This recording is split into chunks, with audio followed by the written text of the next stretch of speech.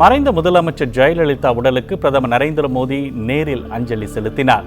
டெல்லியிலிருந்து சிறப்பு விமானத்தின் மூலம் புறப்பட்ட பிரதமர் மோடி சென்னை விமான நிலையத்தில் வந்திறங்கினார். அங்கிருந்து ஹெலிகாப்டர் மூலம் நேப்பியர் பாலம் அருகே உள்ள அடையாறு INS கடற்படை தளத்திற்கு சென்ற மோடி பின்னர் கார் மூலமாக ராஜாஜி அரங்கிற்கு சென்றார்.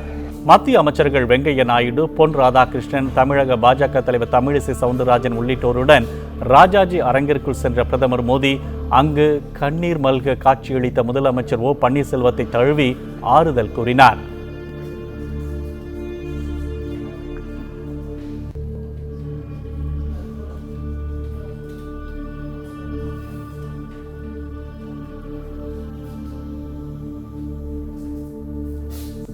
பின்னர் ஜெயலலிதா உடலுக்கு மலர் வளையம் வைத்து பிரதமர் மோடி அஞ்சலி செலுத்தினார்.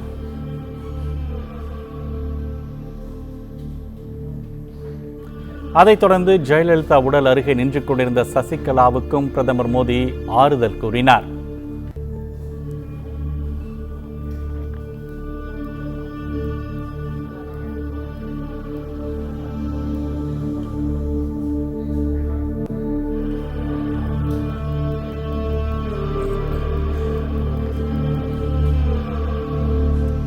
அஞ்சலி செலுத்திய பிறகு அதிமுக நிர்வாகிகளுக்கு ஆறுதல் கூறிய போதும் கண்ணீர் மல்க நின்ற பன்னீர்செல்வத்திற்கு மீண்டும் ஒருமுறை மோடி ஆறுதல் கூறினார்.